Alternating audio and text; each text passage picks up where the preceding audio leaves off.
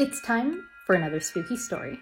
This time about my first Ouija board experience. First thing I want to say is you should know that Ouija boards are tools, not to be played with. They are not toys.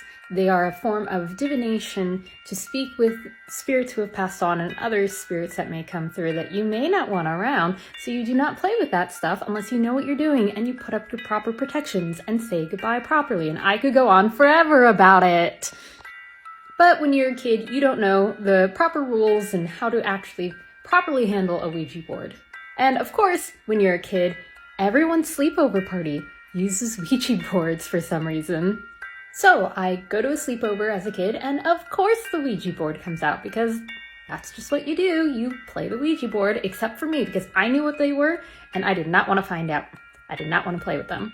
But everybody in the group said, oh, let's play. So we start, and things go from normal to not great real quick. Essentially, since we're all kids, everybody was asking silly questions, the kind of questions that you would expect a kid to ask.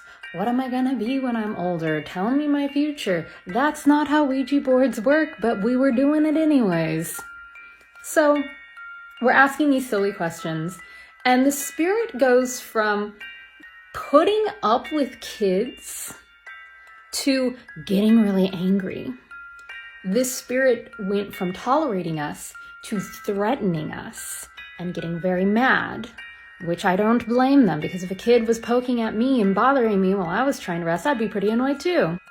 So we start getting spooked as this spirit is obviously getting angrier, and suddenly the lights go out. And we were all sitting around the Ouija board. There was no reason for these lights to go out, and it was only in this one room. So one of the kids makes their way over to the light switch, manages to flip it on and off a couple times. The lights come back on, and when they do, the Ouija board is covered in bugs. Covered in roaches and water beetles and all different kinds of bugs. And they scurry off when the light comes on, and we all screamed. And I said, I'm done. And didn't want anything else to do with their Ouija board playtime. That's actually when the Ouija board finally got put away, because then everybody realized this isn't something you play with. This isn't something you just toy with. So yeah, that was my first experience with the Ouija board.